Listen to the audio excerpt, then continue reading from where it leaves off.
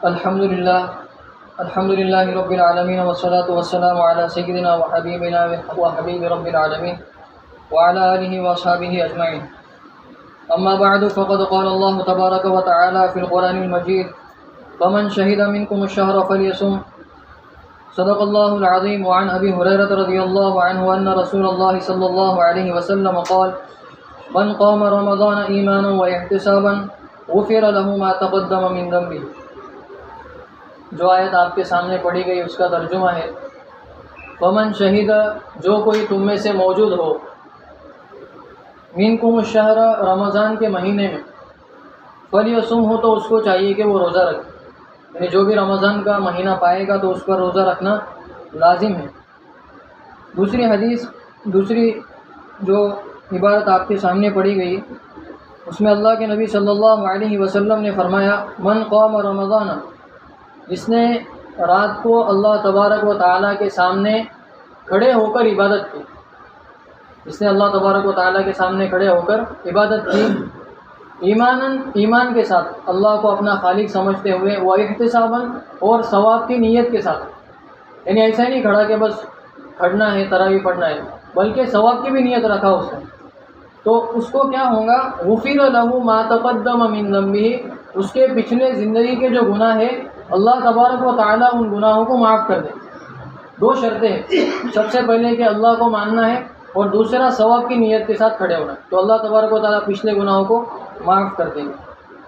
اب ایک حدیث شریف میں آتا ہے اللہ کے نبی صلی اللہ علیہ وسلم نے فرمایا کہ اگر میری امت کو یہ معلوم ہو جائے کہ روزہ رکھنے کے بعد اللہ تبارک و تعالیٰ کیا ثواب دیتے ہیں اور کیا انعامات دیتے ہیں، تو میری امت یہ خواہش کریں گے.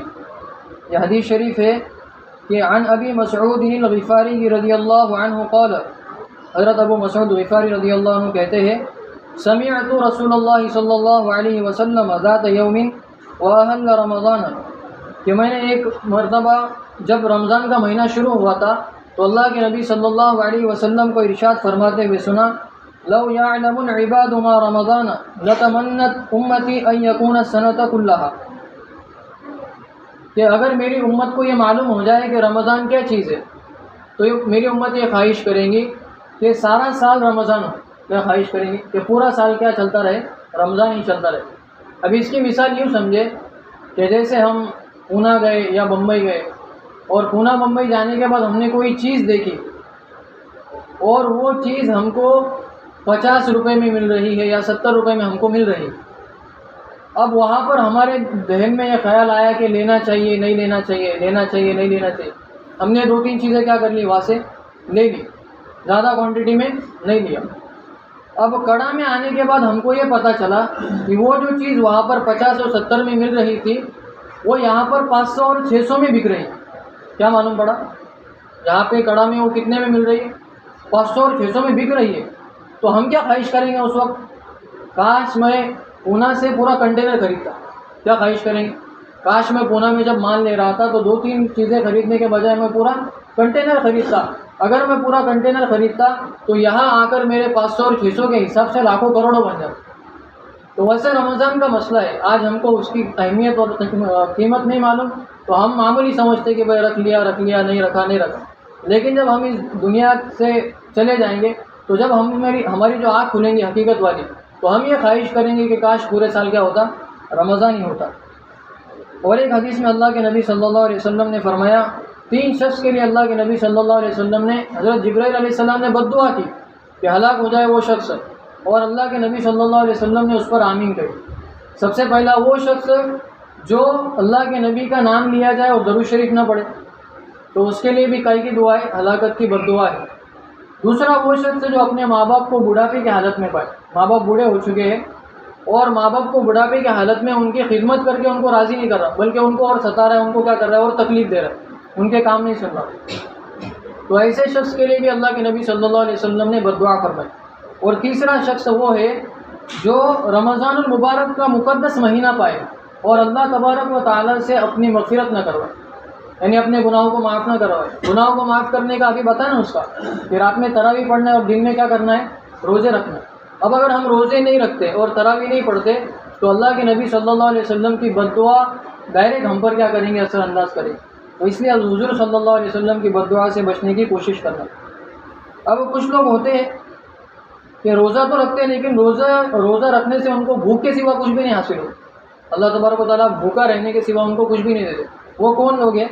حدیث شریف میں آتا ہے کہ رب صائم لیس له من صیامہ الا الجوع والعطش، کہ بہت سارے روزے دار ایسے ہیں کہ ان کو روزے سے بھوکا اور پیاسا رہنے کے سوائے کچھ نہیں ملتا۔ اب وہ کون لوگ ہیں کہ جو روزہ تو رکھتے ہیں لیکن گالیاں بھی ہول سیل کے حساب سے چل رہی ہیں، روزہ تو رکھا ہوا ہے لیکن ماں بہنوں کی گالیاں جھگڑے میں برابر چل رہی ہے۔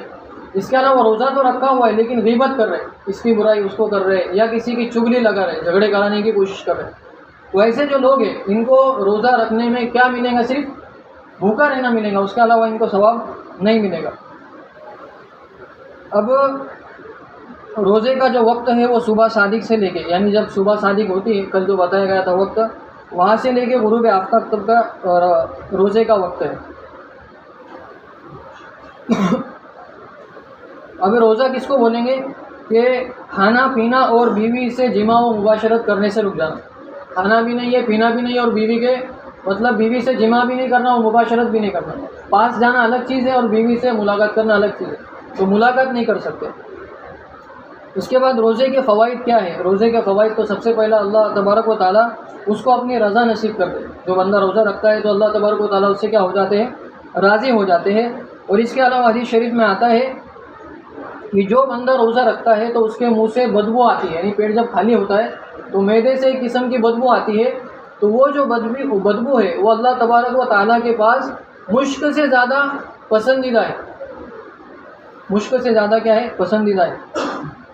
اب اس روزے کے سلسلے میں ایک مسئلہ عورتوں کے بارے میں یہ ہے کہ جو عورتوں کو حیض اور نفاس چل رہا ہے، ان کے مینسز جاری چل رہے ہیں، تو ایسے عورتوں کو روزہ نہیں رکھنا، ان کے لیے کیا ہے؟ رخصت ہے، بعد میں وہ روزہ قضا کر لیں گے۔ اور اگر کوئی جان بوجھ کے روزہ چھوڑتا ہے تو اس کو بعد میں کیا کرنا پڑے گا؟ وہ روزہ رکھنا پڑے گا۔ اب چند چیزیں ایسی ہیں جس کے ذریعے سے روزہ ٹوٹتا ہے اور وہ ہماری عادتیں بن چکی ہیں، یعنی اس کے بغیر ہمارا کیا نہیں ہوتا؟ گزارا نہیں ہوتا۔ تو اس میں سب سے پہلی چیز یہ ہے سگریٹ پینا۔ کیا کرنا؟ سگریٹ پینا۔ بعض لوگ یہ سمجھتے ہیں کہ بھائی سگریٹ میں کیا ہو رہا ہے، نہ کوئی چیز اندر جا رہی ہے نہ کوئی چیز باہر نکل رہی ہے، بلکہ دھواں کیا ہو رہا ہے؟ ہم لوگ لے رہے ویسے ہی باہر چھوڑ رہے، دھواں جیسے جا رہا ہے ویسے ہم لوگ اس کو کیا کر رہے ہیں؟ باہر چھوڑ رہے۔ تو اس میں روزے کو توڑنے والی کوئی چیز نہیں پائی جائے، کھا رہے بھی نہیں، پی رہے بھی نہیں۔ لیکن سگریٹ پینے سے کیا ہو جاتا ہے؟ روزہ انسان کی حالت سے دھوئے کے ذرات اندر چلے جاتے ہیں، اس کے ذریعے سے روزہ کیا ہو جاتا ہے؟ ٹوٹ جاتا ہے۔ دوسرا حقہ پینا، جن کو حقہ مارنے کا شوق رہتا تو حقہ مارنے سے بھی روزہ کیا ہوتا ہے؟ اس میں بھی وہی ہوتا ہے کہ بھائی کھینچو اور چھوڑو، تو اس سے بھی کیا ہوتا ہے؟ روزہ ٹوٹ جاتا ہے۔ تیسرا کسی نے کھا لیا، کسی نے کیا کر لیا؟ کھا لیا، یعنی جان بوجھ کے کھایا، جان بوجھ کے کھایا تو اس سے بھی کیا ہو جائے گا؟ روزہ ٹوٹ جائے گا۔ اس کے علاوہ پانی پی لیا، اس سے بھی روزہ ٹوٹے گا۔ پانچویں چیز جمع کر لیا، یعنی جذبات میں آ کے بیوی سے ملاقات کر لی، تو ایسی صورت میں بھی کیا ہو جائے گا؟ روزہ ٹوٹ جائے گا۔ اب کچھ چیزیں ایسی ہیں جس سے روزہ نہیں ٹوٹتا لیکن لوگ اس کے بارے میں پریشان ہوتے ہیں۔ لوگ کیا ہوتے ہیں کہ بھائی پریشان ہوتے ہیں کہ میرا روزہ ٹوٹا ہے یا نہیں ٹوٹا ہے۔ تو وہ چیزیں کیا ہے؟ سب سے پہلی چیز تو یہ ہے کہ بھول کر کھانا پینا۔ ایک آدمی جو ہے تو گڑبڑ میں باہر سے آیا اور اس نے جو سحری میں بچا ہوا تھا، بریانی تھی، دالچا تھا، وہ پورا پیٹ بھر کے کھایا۔ وہ کیا کیا؟ پورا پیٹ بھر کے کھایا۔ اب پیٹ بھر کے کھانے کے بعد جب وہ آ کے بیٹھا باہر تو اس کو یاد آیا کہ میرا روزہ تھا۔ اس کو کیا یاد آیا؟ کہ میرا روزہ تھا۔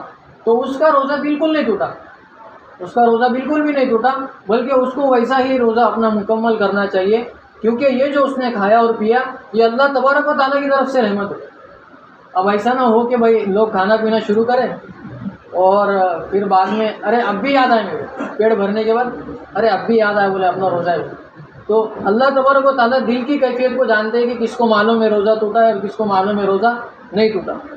دوسری چیز، جو لوگ آٹے کی گرنے پہ کام کرتے تو بار بار آٹا ان کے منہ میں جاتے رہتا، وہ احتیاط بھی کرتے، رومال وغیرہ لگاتے، لیکن آٹے کی گرنے پہ رہنے کی وجہ سے وہ آٹا کیا رہتا؟ اندر جاتے رہتا۔ تو ایسی صورت میں بھی روزہ نہیں ٹوٹتا، لیکن ایسا نہ ہو کہ پھر وہ بالکل ارادے سے ہی لینا شروع کر دے کہ بھائی آٹا آ جا، آٹا آ جا، وہ چلے جا رہا ہے اندر۔ تو ایسی صورت میں اگر کوئی بل ارادہ کرے گا تو روزہ اس کا بھی ٹوٹ جائے گا۔ لیکن غلطی سے تھوڑا بہت چلے گیا، ہم آٹا لینے گئے تو وہاں پہ تھوڑا سا غبار چلے گیا تو اس سے روزہ نہیں ٹوٹے گا۔ دوسرا جھنڈو بام، झंडू बाम रहता है ना, झंडू बाम, वो लगाने से भी लोग समझते कि भाई रोज़ा इससे फासिद हो जाता है। तो झंडू बाम, विक्स वगैरह, इतर वगैरह ये सब चीज़ें लगाने से भी, और सुरमा भी लगाते तो लोग खामों का परेशान हो जाते हैं कि भाई ये लगाना नहीं लगाना, इससे रोज़ा टूटेगा नहीं टूटेगा। तो इन चीज़ों से रोज़ा बिल्कुल नहीं टूटता। उसके अलावा ब्लड टेस्ट जो हम लोग करते हैं, लोग बोलते हैं कि यार इसमें तो खून बाहर निकल रहा, बोले अब तो रोज़ा मेरा टूट जाएगा। तो ब्लड टेस्ट अगर कोई कर रहा तो उसका भी रोज़ा क्या होगा, नहीं टूटेगा। चौथी चीज़, आँख में दवा डालना। कुछ लोग होते हैं कि भाई उनका जब मोती बिंदु का ऑपरेशन होता है तो उनको डॉक्टर बोलते हैं कि भाई ये ड्रॉप आपको 3 मरतबा 2 मरतबा सुबह शाम इस तरह से डालना है। या जिनका नया नया चश्मा लगता है तो उनके लिए हिदायत होती है। तो आँख में दवा डालने से भी रोज़ा नहीं टूटता। उसके बाद थूक निकलना, जो थूक होता है ना आदमी का, जो बार बार मुँह में आता है, तो बाद लोग इतने वहमी और ऐसे परेशान हो जाते कि जब भी थूका वो थूक रहे थूकते बैठे हुए। तो ये परेशान होने की चीज़ नहीं, बल्कि जो थूक हमको आ रहा है उसको हम क्या करें, निकले। अब इसमें भी ऐसा होना शुरू हो जाए कि आधा गिलास थूक जमा किया, मुंह में आधा गिलास थूक जमा किया और उसको निकल लिया, तो ऐसा बिल्कुल नहीं होना चाहिए। बाज़ लोगों को रोज़ा लगता है तो वो एक ट्रिक इस्तेमाल करते हैं कि भाई थूक जमा करो और निकल दो, थूक से रोज़ा नहीं टूट, तो ऐसा ना हो। उसके बाद डायलिसिस कराना। डायलिसिस आज जो है तो आम हो चुका है बीमारियों की वजह से। तो डायलिसिस में ये होता है कि खून को पूरा रिफ़्रेश किया जाता है, बदला जाता है। तो लोग इससे भी परेशान होते हैं कि भाई आज तो मेरे को डायलिसिस करना है, मैं सहरी नहीं करूँगा, रोज़ा नहीं रखूँगा। तो ऐसा भी कोई मसला नहीं है, डायलिसिस कराने से भी रोज़ा नहीं टूटता। इसके बाद इंजेक्शन लगाना। इंजेक्शन भी अगर कोई लगा रहा है, ज़रूरत है उसको, तो इंजेक्शन लगाने से भी रोज़ा नहीं टूटेगा। और इसके अलावा अगर कोई ग्लूकोज चढ़ाता है, ग्लूकोज अगर कोई चढ़ाता है तो उससे भी रोज़ा नहीं टूटेगा। तो ये वो चीज़ें हैं जिनसे रोज़ा नहीं टूटता। और जो रोज़े को तोड़ने वाली चीज़ें हैं वो भी आपके सामने बयान की जा चुकी है। इसके अलावा बहुत सारी चीज़ें हैं जो रोज़े को तोड़ती है, यानी ये तो नमूने के तौर पे है बस। तो जैसा जैसा कुछ चीज़ें हमको मालूम हो कि भाई इससे टूटा नहीं टूटा, तो वहाँ पे हम क्या करें, उलमा से रुजू करें। अल्लाह तबारक व तआला हम सबको अमल करने की तौफीक अता फरमाए।